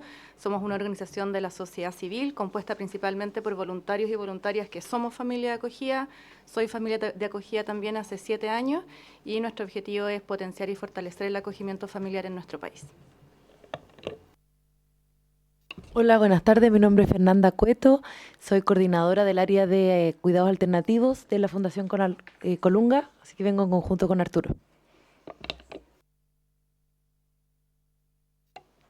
Sí, y quizás un primer mensaje para esta comisión es que en el acogimiento familiar existe una red de organizaciones, de personas, de voluntades amplia, diversa, coordinada, trabajando juntos. Y eso yo creo que es muy importante porque hemos podido generar vínculos de colaboración y primero entre nosotros, horizontalmente entre la sociedad civil y la academia, y también con el servicio de protección. Y yo creo que ese fue uno de los temas que motivó la presencia de esta comisión. Quizás partir diciendo, hoy día ya con un poco más de tiempo, que uno de los desafíos que enfrenta el Servicio de Protección Especializada tiene que ver con su lejanía de la ciudadanía y de la sociedad civil. El mismo director en ocasiones nos decía que tenía un problema, porque en el fondo él tenía que articular un ecosistema que no lo quería, y en el cual no había confianza, no había diálogo y no había colaboración. Es muy difícil, en un tema tan complejo, tan conflictivo como este, tener que coordinar en esas circunstancias. Por lo tanto, esta mesa y también la mesa de conflicto con la ley tiene que ver con ese desafío. La comisión, que ahí salía la foto el día que hizo entrega su producto, está integrada, esta fue una pregunta que hizo la diputada Pizarro la vez pasada, por especialistas, por personas involucradas desde distintas puntas, pero no por organismos ejecutores o organismos colaboradores. Aquí no había nadie que tuviera un contrato o una contraprestación con el Servicio de Protección, y de esa manera el servicio lo que buscaba hacer era protegerse de eventuales recomendaciones que tuvieran algún tipo de conflicto de interés. En esta lista de personas, bueno, está el juez Felipe Pulgar, que representa el Poder Judicial, hay académicas de alto y académicos de alto renombre, como Carolina Muñoz, como está también Camilo Morales de la Universidad de Chile, Carolina Muñoz de la Universidad Católica, hay organismos internacionales, la UNICEF, hay personas de distintas tendencias políticas, por lo tanto fue bastante transversal, diría yo. Yo creo que eso también es algo que hay que destacar en estos esfuerzos de ir generando acuerdos y posturas compartidas. Esta lámina la vimos la semana pasada, así que creo que no merita mucho revisarla. Sí decir que estamos revisando una cajita chica de todo el sistema de protección. Aquí en el acogimiento familiar son 12.000, 15.000 niños aproximadamente, que es un número chico dentro de los 4,5 millones de niños y niñas que hay en Chile. En Chile una cifra conservadora nos debiera poner 1,5 millones de niños y niñas que están en condición de vulnerabilidad y pobreza. Si nosotros hicimos los cruces de las nuevas cifras de CACEN, la normativa de actualización, y nos sale que el 30% de las niñas en Chile está en condiciones de desarrollo no satisfecha, así directo. Y cuando uno pone esa cifra uno dice, chuta, tenemos un problema mayor. Sin embargo, como dijimos en la sesión pasada, esta es la UTI y la UTI tiene que funcionar. Y la UTI no está dando el ancho en este momento, no es un dato que tenemos que ver, y hay temas de diseño institucional, hay temas de recursos, hay temas de capacidad de implementación, por lo tanto ahí tenemos un desafío que es sistémico, que necesita que todos lo enfrentemos. La comisión hizo un listado de 25 propuestas, más o menos, y uno como va agrupando distintas cosas, que se colocan en nivel institucional y programático, y también de corto y mediano plazo. Nosotros hicimos un resumen para que no tengan que leer todo el informe. La sesión pasada les dejamos algunas versiones, pero si tuviéramos que hacer un breve resumen de qué propuso esta comisión. A ver, quizás también decir que la comisión tuvo un trabajo bastante dialogante, de consenso. No hubo grandes enfrentamientos, quizás por este mismo conocimiento que tenemos del ecosistema y esta mirada compartida, pero sí pudimos percibir de primera fuente, y creo que eso es un acto de valentía del Servicio de Protección, también la precariedad de la política pública que estamos trabajando. Yo sé que esto queda grabado, yo sé que probablemente llegue, pero es algo que hemos conversado con nuestros colegas y contrapartes. Aquí hay mucho que construir, y el Estado, aunque nosotros pusiéramos en este momento infinitos recursos, si no tuviéramos la capacidad de también de ir construyendo capacidad institucional, tampoco lo lograríamos. Entonces creo que eso es importante como mensaje para esta comisión. Nosotros colocamos en 6 dimensiones distintas recomendaciones. Por un lado, nos damos cuenta que no existe una política nacional de cuidado alternativo. Si nosotros en este momento decimos, oye, hay 20.000 niños retirados de sus hogares por fenómenos de violencia, maltrato, negligencia o inhabilidad parental, ¿eso cómo es para un país como Chile? ¿Es mucho? ¿Es poco? ¿Estamos bien? ¿Estamos mal? Si decimos que la tasa de reunificación o los barrios, el Estado, ustedes como el Ejecutivo, no tiene una buena contrapunto de qué política y dónde debiéramos estar un país con estos ingresos y con estas capacidades. Creemos que ahí quienes tienen que ejecutar la política tienen un desafío complejo, y tenemos que darle como sociedad completa un horizonte con estándares, normativas y mecanismos. El Servicio de Protección Especializada ha tenido, ¿cuánto? 4 directores en los últimos 6 años, y es un organismo tremendamente complejo. Entonces, o se coloca un master plan por arriba, o en verdad es muy difícil pedir que el Departamento de Gestión pueda dirigir esto. Dentro de eso, esta comisión se metió en profundidad a estudiar las normativas técnicas, los procedimientos, y nos damos cuenta que falta una enorme coherencia respecto a lo que se tiene que lograr. En la teoría social últimamente estamos hablando de las teorías de cambio. Las teorías de cambio te dicen cuál es el orden lógico de las cosas que uno quiere lograr. Aquí no hay. Acá uno dice, oye, ¿cuál es la teoría de cambio de esto? ¿Cuál es tu modelo conceptual de la transformación que quieres provocar? Y te empiezan a pasar orientaciones técnicas, modelos técnicos, lineamientos, lineamiento 1 que se contrapone con el lineamiento 2. Es muy difícil hacerlo así, tanto para los equipos que implementan, como también para aquellos que dirigen el sistema. Aquí el director de orquesta no tiene una partitura que pueda interpretar con claridad y que la sociedad civil, que los otros organismos puedan controlar. ¿Se cumplió o no se cumplió? ¿Por qué se cumplió? ¿Por qué es importante aquí? ¿Qué problema tiene que no estemos cumpliendo en este lugar? Por lo tanto, creemos que ahí hay un mandato claro que tenemos que ponernos. O sea, como no vamos a lograr mejores resultados si no sabemos cuál es la cadena causal que tenemos que ejecutar. Y en eso también hay un tema con la dirección. Nos costó mucho encontrar quién nos entregara la información. Y eso es porque la información, por el diseño institucional del servicio, está dispersa en distintas instituciones, donde naturalmente hay fallos de coordinación. Al final, todo esto es responsabilidad del director del Servicio de Protección, pero nosotros creemos que tiene que haber un dueño del escritorio. Tiene que haber alguien que uno diga y que sea el encargado y que tenga un mandato, quizás no para acogimiento, pero por lo menos para cuidado alternativo. Aquí hay 20.000 niños, es una glosa enorme el presupuesto, y al final esto se dividía en el encargado de administración, de regulación, de estadísticas, de datos, de licitaciones. ¿Quién es el comandante en jefe de ese buque? El capitán de ese buque, para asegurarnos que lleguemos a puerto, es muy importante que esté. El servicio administra más de 500 millones de dólares, atiende a más de 150.000 niños. Acá está la UTI, pero tiene una serie de otros servicios. Necesitamos un encargado de UTI con nombre, apellido, con trazabilidad, con accountability. Creemos que eso es muy importante también que podamos tenerlo. Este consejo se ofreció, pero no tiene por qué ser este consejo, de poder seguir acompañando este proceso. Creemos que es muy importante darle un impulso al esfuerzo que ha tenido esta dirección de darle transparencia a lo que está pasando en cuidado alternativo. El delegado Cardona fue quien hizo el juicio del 2018. El país estuvo viviendo mucho tiempo en la oscuridad. El juicio de esa comisión es gravísimo, pone los mismos, o sea, no quiero entrar a emitir juicios ahí, pero efectivamente este es un proceso complejo. Esta comisión trabajó, ¿cuánto? 3, 4 meses y logramos empezar a entrar en la profundidad de las complejidades de la gestión, a la cual no teníamos acceso a pesar de ser especialistas. Creemos que al igual como la Ley de Educación Pública, que tiene un consejo asesor permanente, que emite recomendaciones, que evalúe la implementación, el servicio no cuenta con eso. Tiene un consejo asesor que se acaba de volver a constituir, un consejo externo, que estuvo mucho tiempo desocupado, pero creemos que es muy importante que ustedes como organismos del Estado, que el Ejecutivo pueda recibir un informe experto que diga: estas son las medidas, estos son los avances de este año, aquí va, y que por supuesto quienes estén a cargo tengan que decir, tomamos estas medidas, estas no, por supuesto que la dirección tiene mandato para tomar recomendaciones o no, pero después tiene que responder si las tomó o no, ¿verdad? Y que hay un equipo capaz de entender esos números, entender esos datos. Ustedes llevan trabajando en esta mesa de niñez y aparecen capas, me imagino que les ha ido pasando, y por lo tanto tener un organismo externo que les permita conocer esas medidas puede ser de enorme utilidad. De ahí hay un tema crítico que tiene que ver con las familias de acogida. Las familias de acogida, si ustedes recuerdan, hay dos tipos: las familias extensas, que son aquellas que pertenecen a las familias, y las familias externas, que son familias que voluntariamente se ofrecen. Ahí ese es el recurso más importante que tenemos hoy.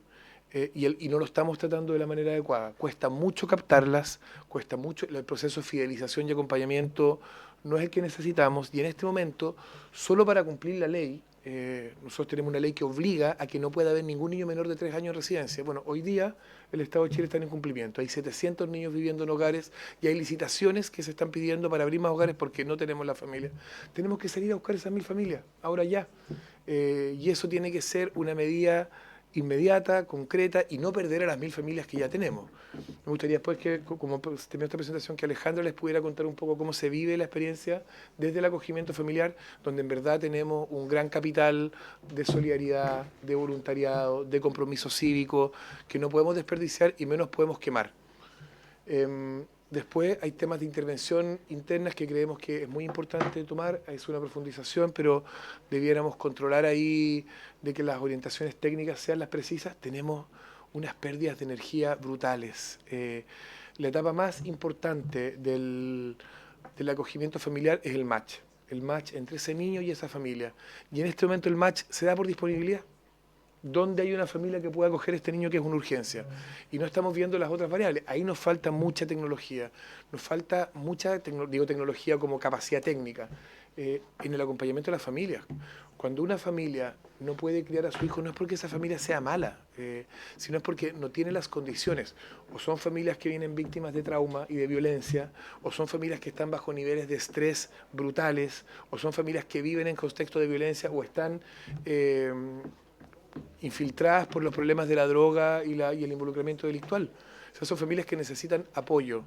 Y en este momento los trabajos de reunificación familiar es muy escaso. Tuvimos que sacar un niño de la familia, con el trauma que eso significa. ¿Qué estamos haciendo para que ese niño pueda volver y no se convierta en un niño institucionalizado que va pasando de familia en familia, de institución en institución, como muchas otras? Ahí hay poco trabajo, siendo sincero. Falta tiempo, falta capacidad, falta metodología para de verdad hacer la diferencia y que esto sea algo transitorio. Por último, el cuidado de los equipos profesionales. Ustedes conocen, casi la mitad de los equipos están teniendo licencia en la administración directa, de administración delegada no se sabe, pero es altísimo. Yo estuve en una mesa que fue la semana pasada, el miércoles pasado, el 3xI, no sé si los conocen, y en nuestra mesa habían operadores directos. Y en mi mesa había el director de una residencia que se le habían suicidado 2 personas. Y al lado la otra directora directa TENS, todos deprimidos. Claro, es un trabajo súper desgastante, pero si no tenemos capacidad de cuidar a los que cuidan, es muy difícil que entreguemos un buen servicio. Perdón. Estas son las ideas fuerza que vimos la vez pasada. Quiero decir solo el titular para que podamos conversar un poco. En primer lugar, fortalecer el servicio de protección desde lo institucional. Segundo, enfrentar los niveles de desprotección, lo que decíamos. Tenemos demasiada gente en la UTI, ese es un dato. La UTI tiene que funcionar, ese es el otro, pero tenemos que hacerlo. Y ahí la ley de garantía, la instalación de las OLN, los subsidios, toda esa línea es muy importante hacerlo. Muchos de los niños vienen por vienen por negligencia o por estrés familiar, y eso tiene que ver con pobreza. Si hay relación directa, hay articular con mayor fuerza el sistema de acogimiento familiar. Todos los diagnósticos, todo lo que hemos podido ver como comisión nos muestra que el acogimiento familiar es un grupo de programas, de iniciativas y presupuestos, pero no es un sistema que esté trabajando de forma coordinada y articulada. Solo decimos que es un sistema de facto. Es de facto porque es el mismo niño, en torno al mismo niño se articulan, pero las reglas, los mecanismos de funcionamiento, las mesas de coordinación, ahí lo hemos visto en otros proyectos, hay que sentar a tribunales, hay que sentar al Servicio de Protección, hay que sentar a la Subsecretaría y hay que sentar al Consejo Interministerial de Ministros, que es una instancia que crea la ley de garantía y que tiene que responder por esto. No tenemos la distinción si son los niños de la residencia o de las familias de acogida, pero triplican las tasas de expulsión de los colegios. Obvio, si son niños más difíciles. ¿Cómo el sistema educativo, cómo el Ministro de Educación está respondiendo a este desafío? No tenemos plazas garantizadas de salud mental. Esas familias quedan solas, teniendo que enfrentar historias muy traumáticas de los niños. Y los COSAM no hacen no sé si poblaciones que tengan que tener una atención específica, pero si no, lo que estamos haciendo es mandando a esa familia al sacrificio. Por eso los apoyos sociales a las familias de origen y de acogida son muy importantes, y integrar y especializar los modelos técnicos también nos parece que es clave. Yo hice una apertura, esto está en la otra y está en el informe, pero nos parece que son todas medidas que se pueden hacer, que si tienen seguimiento son alcanzables, requieren recursos, pero no tanto más recursos, quizás mucho es de redirigir recursos, pero sobre todo requieren de un Estado que se decida actuar de forma coordinada y articulada, cosa que es el gran desafío que enfrentamos hoy. Me gustaría pedirte, Ale, si tú podrías contar un poquito cómo lo están viviendo desde la orilla de las familias, ahí también para poder como escuchar esa voz. Claro. ¿Catán o catalán? Catán. Catán, ¿cierto? Ya, Alejandro. Sí.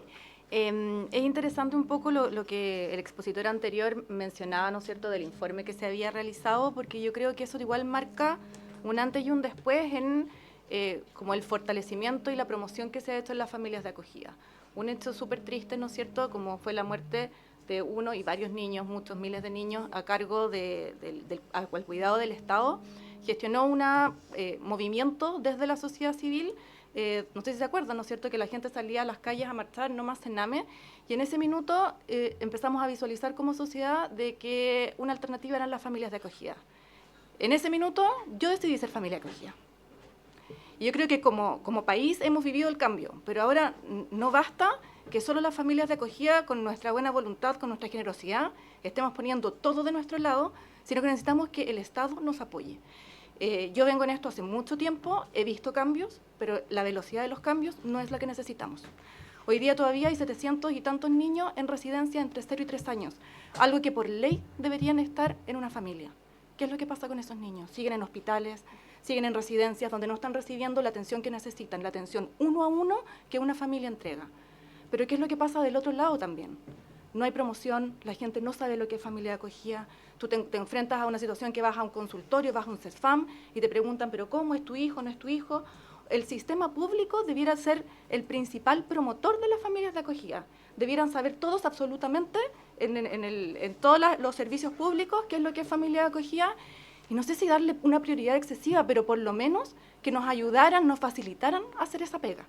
Porque hoy día, en los datos de UNICEF, el costo de la crianza de un niño solamente en los aspectos materiales son 380.000 pesos. Una familia de acogida recibe 120.000 pesos por cuidar un niño. Puede ser menos. Y puede ser menos, es entre 100 y 140.000 pesos. Evidentemente no alcanza. ¿Y quién está haciendo el delta que falta? Las propias familias. Ya sean las familias de acogida extensa, una abuela, un tío, una hermana, o una familia de acogida externa. A veces las familias de acogida externa tenemos la posibilidad de recurrir a nuestra red de apoyo. Nosotros buscamos a través de la Fundación también cómo apoyarlos para generar convenios para que las atenciones en salud les salgan más baratas, tener apoyos, etcétera. Pero evidentemente al Estado le cuesta 1/3 un niño en familia de acogida de lo que le cuesta en residencia. Y los beneficios desde. 1/10. Desde. La mejor comparación es 1/3. Podría ser mucho más en los casos que hay complejidades. Pero los beneficios son infinitamente mayores. Un niño que está en familia de acogida es un niño que queda protegido incluso cuando se va a su familia de origen, porque idealmente se mantenga esa red de protección y esa familia de acogida se constituye como un padrino, madrino, lo acompaña a lo largo de la vida, etcétera. Entonces, Si bien en el servicio se dice todo el rato que familia de acogida es la prioridad, nos falta que eso se viva en la vida real. Que efectivamente exista una organización dentro del servicio, donde exista un equipo a nivel nacional y a nivel regional que esté dedicado a familia de acogida. Hoy día no hay. Hoy día todos los recursos son consumidos y los recursos humanos, las personas, están consumidos en residencias y están lidiando con el día a día y con los incendios que pueden suceder.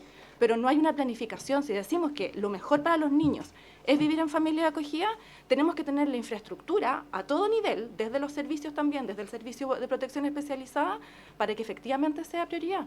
Que cuando hay un niño que es retirado de una familia, tengamos la capacidad rápidamente de ubicarlo dentro de las familias que hay disponibles, y no que se quede esperando 3, 4 meses en un hospital como ocurre ahora. Porque esa es la realidad. La realidad es que cuando un niño está en una situación de riesgo recién nacido, puede demorar meses en que salga de ese lugar, incluso existiendo la familia de acogida, porque el sistema no está articulado, porque tribunales demora, porque tribunales a veces tampoco conoce cuál es la disponibilidad de familias de acogida, el sistema de protección muchas veces tampoco tiene las facilidades para gestionar esos traslados a familia de acogida. ¿Y quiénes están viviendo esas consecuencias? Los niños. Y cuando digo que en verdad la respuesta al sistema de protección tiene que ser prioritariamente las familias de acogida, es también porque los niños es lo que quieren. Entonces acá nosotros seguimos repitiendo el interior superior del niño, el interior superior del niño, pero resulta que a los niños no se les ha preguntado qué es lo que quieren. Y los niños quieren vivir en familia, no quieren estar en residencia. Y si tienen que estar en residencia, tiene que ser en una situación puntual, transitoria, y rápidamente tienen que salir de ahí. No que se queden estancados y que los niños están en residencia hasta cuando son adolescentes y finalmente las residencias tampoco los quieren y terminan siendo egresados de mala forma muchas veces cuando cumplen 18 años y ahí se acaba. Y la protección se acaba porque son adultos, ya tienen 18 años. Entonces, tenemos que buscar el cómo hacemos y cómo fortalecemos, más allá desde la palabra, el programa de familias de acogida. Entonces, ese es el mensaje que yo como traí un poco y que creo que hay mucho por hacer. Hay mucho de las disposiciones. Nosotros en la Fundación siempre tratamos de invitar a estas charlas y a la reflexión, ya que hoy día cada uno se lleve en el qué es lo que yo voy a hacer para fortalecer el programa de familias de acogida. Porque esto no es tarea de una institución, de Colunga, de Ilumina, de Proacogida, de ustedes como Congreso, sino que de cada una de las personas que está sentada hoy día. Entonces, ¿qué es lo que yo puedo hacer como familia de acogida? Puede ser tan simple como quizás comentarle a alguien que existe el programa, facilitar alguna atención, promover las leyes, no lo sé qué es lo que significa, pero de seguro hay algo dentro de las capacidades que ustedes hoy tienen que va a ayudar a que cada vez estos niños tengan la posibilidad de vivir en familia y no estar en residencia. Gracias. Si alguien más quiere decir algunas palabras. No, adelante, ¿qué preguntas podemos? Sí. Diputado Undurraga, por favor. A ver, en lo que tú acabas de decir, al menos se han infraccionado el 85% del artículo 1 de la Constitución Política de la República de Chile.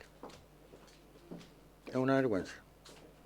Yo aquí no quiero ser oposición, ¿ya? Porque creo que los niños no merecen una mezquindad en esta, y es culpa nuestra como políticos, políticas, que administramos o influimos en la administración del Estado.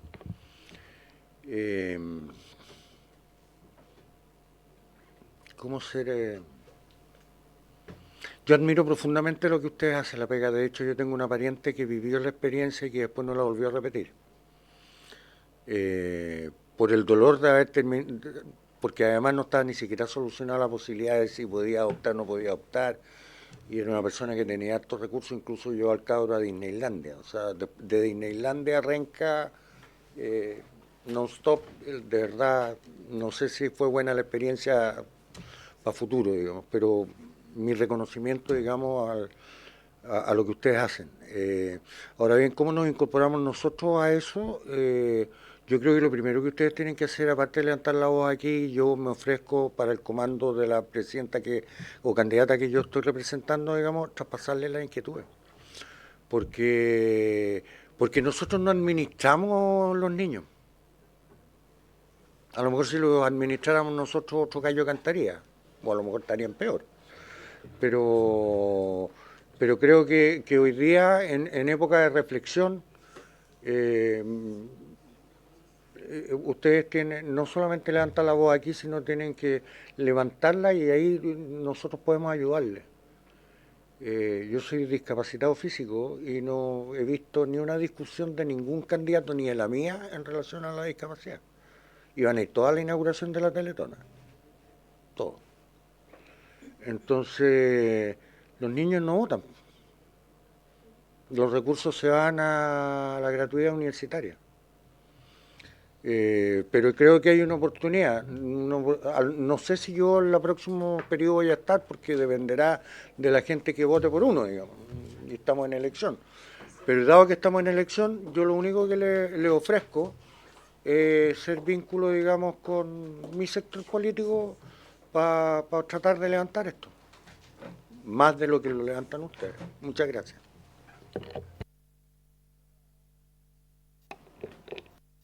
Gracias, presidente. Saludo a nuestros expositores. Verlos nuevamente aquí, un placer. Ay, es como bien descorazonador, ¿cierto? Porque quienes llevamos tanto tiempo mirando lo que ocurre, alzando la voz desde los espacios en que nos ha tocado estar, mucho antes de estar acá en el Congreso, es muy desesperante ver que está como vuelta en círculo que nos damos, ¿no?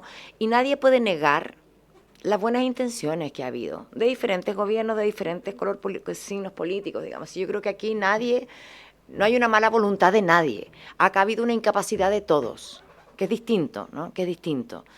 Y es distinto porque, o sea, y es desafiante y es difícil porque este es un monstruo muy grande de manejar. Es una cosa que además arrastra todas estas fisuras, ¿no? Esta falta de rendición de cuentas, de poder observar, de ver el desempeño, si resulta o no, con la precariedad de los propios trabajadores y trabajadoras. O sea, de verdad que es una tragedia como muy sostenida en el tiempo y que ya tiene un nivel de complejidad que no alcanzan todas las buenas intenciones y a veces no alcanzan los recursos tampoco, porque la gestión está enredada, porque no está esta mirada de qué es lo que estamos queriendo transformar realmente, cuál es el desafío.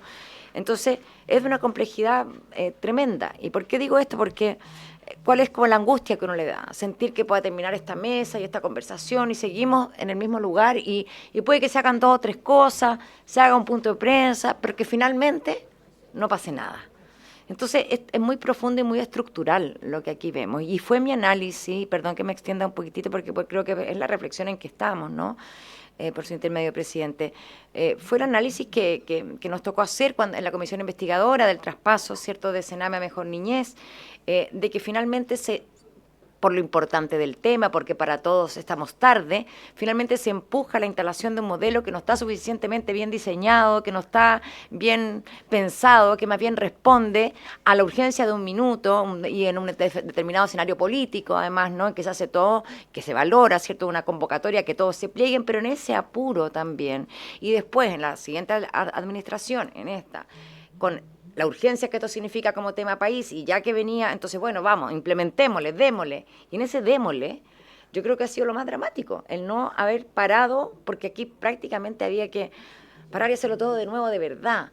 Y entiendo la dificultad de esto, y lo entendemos porque hemos tenido largas conversaciones con la directora, con la subsecretaria, en fin, con todos diferentes estamentos. Y claro, no es que uno pueda decir, ok, suspendemos, tomamos a los niños que tenemos bajo protección, los dejamos suspendidos en el aire, hacemos todo de nuevo mientras tanto y pues los ponemos. No, como eso no es posible de hacer, quedamos atrapados en esta ir transformando sin transformar demasiado, transformando pero de la misma manera, y creo que el resultado que estamos dando vuelta en espiral, como que ese es un poco mi diagnóstico por su intermedio, presidente. No sé bien cómo se sale de aquí, creo que ¿por qué? Porque muchas veces he visto la misma presencia de voluntades convocadas, o sea, esto lo hemos vivido ya muchas veces. Entonces, no sé qué hay distinto acá que nos permita presuponer que va a tener un fin distinto, que se va a desarrollar de otra manera, pero ese es el desafío, que esto cambie, que esto pase de otra forma como ha venido pasando. Y por supuesto que excede las capacidades nuestras como parlamentarios dentro de una comisión, por cierto que sí.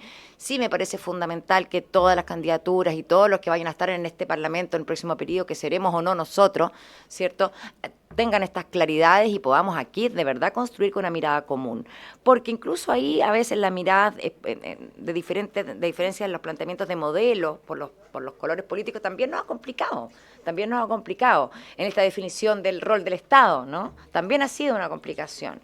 Entonces, redondeando, un desafío gigante que estoy lejos de tener claro cómo vamos a salir de él, solo que aquí por lo menos tenemos la voluntad de seguir avanzando, pero con este patrón para atrás de un intento ya muchas veces realizado, ¿no? Entonces, no es muy optimista mi reflexión, sí decir que seguimos disponibles para que entre todos juntos veamos cómo se empuja y diseñar un plan estratégico que nos permita de verdad abordar aquello. Pero eso significa una tregua política, porque la administración que sea que quiera de verdad hacer un cambio para avanzar en la verdadera, va a ser difícil, ¿no? Y si no se tiene un apoyo transversal, es más difícil aún. No sé. Estoy pensamiento hablado esto porque no es algo que tuviera digerido de antes, pero son las reflexiones con este tipo de situaciones y que no quiero ser pesimista, pero cuesta ser optimista. Un poco esa es como mi sensación. Gracias, presidente. Muchas gracias, diputada. Yo creo que hay algo muy importante que tú dijiste con esta idea de hacer una tregua. Y yo creo que en estas temáticas es donde tenemos una gran oportunidad como país. O sea, con todo lo que nos separa, con todas las temáticas que nos tienen ahora agarrándonos de las mechas, yo creo que esta temática, que los niños bajo protección del Estado, son las pocas cosas que nos van a permitir como cruzar puentes, hacer caminos juntos. O sea, yo creo que, y esta comisión en ese sentido, aquí sí hay una pedida, esta comisión sí tiene esa posibilidad. O sea, los niños bajo protección del Estado debieran llamarnos a todos. Y yo creo que además efectivamente lo hacen, logran llamarnos a todos. Entonces, esta podría ser, y yo creo que tiene como esa pequeña luz de esperanza, esa cosita que nos une. Y yo creo que hay algunos acuerdos que podríamos hacer todos juntos, independiente de tu afiliación política, que podrían llevarnos a avanzar. Y yo creo que una de las que dijo Alejandra es bien clave, y yo creo que tiene que ver con el presupuesto asociado a esto. Y en esto sí como es dramático lo que pasa en cuidados alternativos, porque el Estado está en una situación de aportante, y entonces las organizaciones de sociedad civil se presume que se tienen que hacer cargo de un porcentaje importante de los costos. Ya, eso no hace ningún sentido. No hace ningún sentido, porque en el fondo estos son niños que están en la máxima desprotección y que nosotros decimos vamos a darle su cuidado a esta organización, pero a esta organización le vamos a dar solamente el 40, el 50 o el 60% de lo que efectivamente vale hacerse cargo de ese niño. En todos parejo, y pasa en familias de acogida y pasa en residencias. Entonces, yo creo que ese, por ejemplo, podría ser un primer acuerdo que nos podría unir a todos, que es como cuando un niño está en una situación de desprotección, no puede ser la responsabilidad de la sociedad civil hacerse cargo de él. Tiene que ser responsabilidad del Estado. Yo creo que en eso podríamos estar de acuerdo. Diputado Undurraga, después Arturo. Mira, en la discusión del presupuesto, solo para aclararlo y no escabullir el bulto, nosotros no podemos subir partidas. ¿Me entienden? Entonces yo prefiero ponerme colorado dando la explicación, por muy obvia que sea, mirándote a la cara, porque, o sea, si salimos aquí diciendo no te preocupes, nosotros vamos a... Si no hay firma el presidente de la República, no hay tutía en este caso. O sea, pasa a control constitucional y ahí se queda. Por mucho que nos abracemos, y etcétera, etcétera. Entonces, ahí hay un compromiso que tiene que del Ejecutivo de turno. No quiero hablar del presidente actual, digamos, para no... Pero tenemos esa limitación, y yo diría afortunadamente, pues si no ya tendríamos que ir al país. Sí, yo quizás quería responderle a la diputada Gasmuri que efectivamente desesperan estos temas, y sobre todo porque los tiempos institucionales son distintos a los tiempos de los niños. O sea, nosotros nos vamos a acostar y sabemos hoy día cuánto es eso, pero sí quería decirle que la Comisión Ortiz, ¿se acuerda? El Consejo Nacional de la Infancia fue hace 10 años.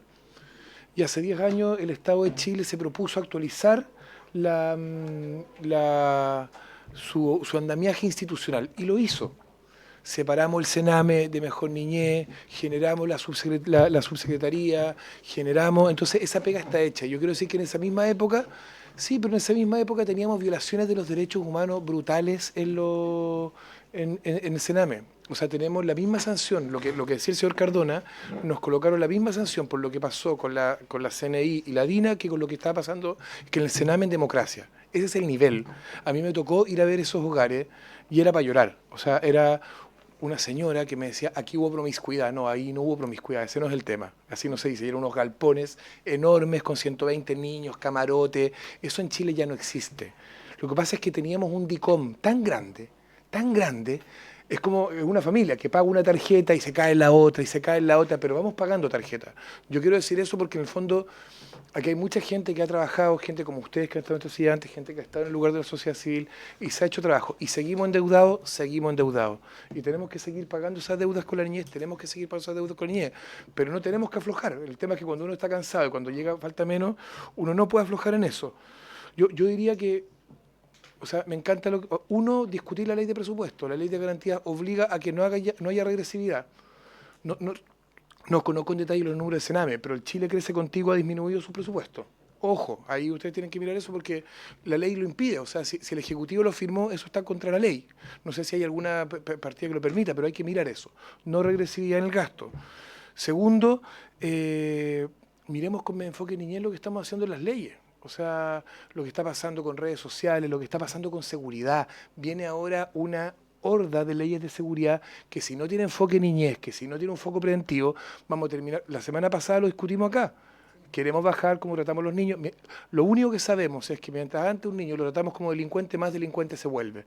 Y esos son niños golpeados, traumatizados, abandonados por la vida. Entonces, miremos eso también lo podemos mirar. Enfoque niñez en las leyes que ponemos. Y el concepto de la tregua política es clave. Nosotros estamos saliendo ahora como plataformas de redes, logramos hacer que todos los candidatos de televisión fueran a la televisión.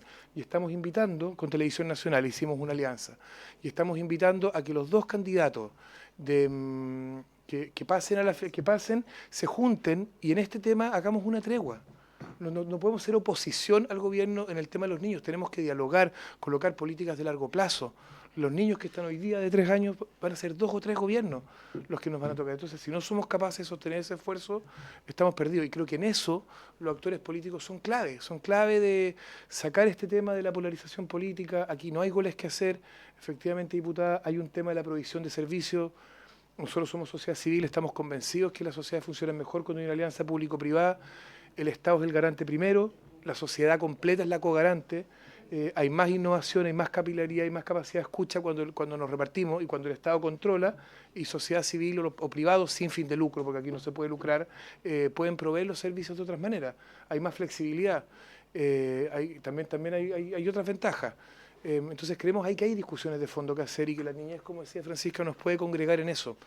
Yo creo que va a ser muy difícil que el próximo ciclo político nos pongamos de acuerdo, no sé, en medio ambiente, en un montón de agendas que han sido importantes para el país, pero en esta no nos podemos dar el gusto de no ir juntos. Muchas gracias, Arturo. Sí. Es sobre el punto, porque de hecho voy a responder algo que la inquietud de la diputada Gasmuri y también lo que usted decía recién, Arturo. Esta comisión tiene esta mesa de la niñez. Partimos obviamente invitando a la subsecretaría, aquí anoté algunos, los que me acuerdo, la Defensoría, el Servicio de Protección, los sindicatos, las OCA, los egresados, las víctimas, la Subsecretaría de Redes Asistenciales, Migraciones, PDI, las mesas como ustedes, la Corporación de Asistencia Judicial, la Fiscalía, el Poder Judicial. Todos entregaron un planteamiento, y seguro que alguna más que se me olvida. Entregaron planteamientos y algunas propuestas, algunas más finas que otras. Nosotros tuvimos hace poco un cambio de secretaría, la secretaría anterior entregó un resumen, digamos, de las propuestas que se habían estado haciendo en esta mesa. Ustedes son, creo, por el momento, el último exponente, ¿ya? En esta mesa y han traído también propuestas bastante concretas. Lo que nosotros vamos a hacer es actualizar este informe de la secretaría anterior, ¿cierto? Lo vamos a poner a disposición de la comisión. Mi sugerencia es ponerlo también a disposición de los asesores, porque hay un chat de asesores, yo sé, que ha funcionado bastante bien para algunas cosas, para poder efectivamente sacar un planteamiento común, ¿ya? Ordenar qué cosas son administrativas, qué cosas son legislativas, qué cosas son de política pública, ¿cierto?, que requieren un esfuerzo más a largo plazo, presupuestario, etcétera. Y lo vamos a presentar como comisión de familia, efectivamente, a cada uno, bueno, a la sociedad, por cierto, a los organismos competentes, Pero también, aprovechando, ¿cierto?, esta instancia, presentémoslo cada uno de nosotros a nuestros propios candidatos presidenciales. Eso es algo que ha estado conversado y que se va a hacer. Que es en el fondo también lo que está a nuestro alcance, como representantes. Porque si algo que creo que hemos logrado hacer es aquí escuchar a distintos actores que quizás no sé si se habían logrado unir, porque la convocatoria, por cierto, es amplia por el tema de la niña, no solamente el servicio de protección, sino también el tema, por ejemplo, de la migración en el norte, ¿cierto?, la frontera, el tema de la delincuencia, los escudos humanos, etcétera. Entonces, vamos ahí a tratar de mostrar esos distintos planteamientos que cada uno también podrá acoger, algunos que pueden estar de acuerdo, otros que no, otros que podrán ser sacados más fácil, otros que no, pero hemos estado trabajando para eso, y eso es algo que yo sostengo que se sigue manteniendo, y yo estoy seguro, por cómo hemos trabajado en esta comisión, a pesar de que tenemos hartas diferencias, hemos sacado cuestiones impresionantemente difíciles de que nos pongamos de acuerdo, no hemos puesto. Entonces, esta cuestión en que hay un incentivo, ¿cierto?, por el diputado Zafirio siempre golpea la misa y hasta cuándo tenemos que escuchar estas cosas, ¿cierto? Y no pasa nada. Bueno, este es un momento en que toda esa carga que puede haber tenido esta comisión, que es muy mínima respecto de lo que han sufrido miles de niños y familias a lo largo de Chile y a lo largo de la historia también de Chile, nosotros podamos por lo menos aportar con lo que nos toca, que yo creo que puede ser un paso importante para ir implementando políticas, implementando leyes, implementando cambios administrativos, que de repente algunos son muy simples para sacar esta tarea adelante. Diputada Gasmuri, usted tenía la palabra, y la diputada Pizarro también. Brevemente, nos quedan 5 minutos. Muy cortito, solo para agregar un elemento más a la reflexión que estábamos haciendo. Sabemos el costo que tiene sostener a un niño, sabemos que hoy día el monto que tienen los que están bajo hogares del Estado mismo es bastante mayor, porque partimos de la base que los organismos colaboradores tienen que conseguir el resto, el delta, que no. Eso me parece que es algo que tendríamos que ponernos de acuerdo y hacer presión para que al menos desde el Estado se garantice el monto real que cuesta la vida de cada niño y que no dependa de los contactos de la organización, de la fuerza que tenga para lograr obtener dinero recursos de otras vías. O sea, me parece que eso es como una cosa en la base. Y esto significa, por supuesto, estar disponible porque son recursos importantes. Y en un escenario de fiscal contraído, digamos, es difícil, pero creo que en esto no podemos escatimar. O sea, si no somos capaces como Estado de financiar lo que realmente cuesta la vida de cada niño, niña bajo protección del Estado, no podemos pretender que vamos a cambiar esto. No sé, quería solamente, presidente, terminar con esa reflexión. Sí, primero agradecerles por estas 2 veces acá. A mí me interesa mucho, entendiendo que son nuestros últimos invitados en todo este tiempo que hemos reflexionado. ¿Cuándo vamos a elaborar? Yo siento que esta comisión va a ser capaz de hacer una propuesta. Sí, es que lo veníamos diciendo hace harto rato. Y quisiera, presidente, sugerirle que citemos a los asesores a que revisen la propuesta concreta respecto de lo que nos dejó la Secretaría anterior, porque hay harto de eso, y lo que hayamos condensado ahora, porque a mí mucho me interesa que esto, y que lo dijo una vez el diputado Undurraga por su intermedio, que nadie le venga a sacar un provecho político particular. Porque las niñas y los niños son sagrados no de la boca para afuera. Porque tú dijiste eso, que no tuviésemos un aprovechamiento. ¿Nos enchufamos? ¿Nos enchufamos? No, porque yo sí creo que son sagrados. Entonces yo quería proponerle fecha, presidente, que usted nos la proponga, porque ¿sabe qué? Yo no sé si me interesa juntar a los candidatos, pero sí me interesa que esta comisión sea capaz de entregar una propuesta. Exacto. Una propuesta con definiciones estatales, con definiciones que nos corresponden, hablo del Ejecutivo, que puede ser vía... Sí, que sea eso, proyectos de ley, y creo que algo debiésemos enunciar del presupuesto. Aunque estoy de acuerdo, no podemos nosotros influir, pero sí decir, porque tengamos la dignidad de resolver esto. Sí. Entonces eso quería decir porque tenemos que irnos, sorry, perdón, Sí, no, pero, para que usted lo pero mire, proponga. de hecho lo estaba viendo yo, el diputado Undurraga también alcanzó a preguntarme. Con esto como cerramos, yo le pediría a la Secretaría si lo puede actualizar, que son 2, 3 intervenciones más que han habido, para que ojalá el próximo lunes se nos pueda hacer llegar, y ya toda la distrital, los asesores, entre medio, porque son casi 2 semanas, los asesores tengan tiempo de conversar entre ellos cómo se ordena, porque en la semana del 20, la semana del 20. Y cosa de que nosotros el 27 de octubre ojalá podamos tener ya un texto consensuado para presentar, digamos, digamos como comisión, presentarlo en público, digamos, y ahí efectivamente no creo que hagamos nada con los candidatos particulares, sino que le haremos a cada uno llegar una cuestión... Para precisar, disculpe, el acuerdo sería que la Secretaría consolidaría la propuesta de informe, lo traeríamos el lunes 13 con lo que falta, yo arreglo el informe. Claro. Eso se lo Diputada Arce. se lo entregamos a usted y usted lo reparte a los asesores y ahí ustedes sacan el producto final. Sí, perfecto. Sí. Acuérdelo, presidente. Sí, lo que pasa es que si no tenemos quórum para tomar el acuerdo.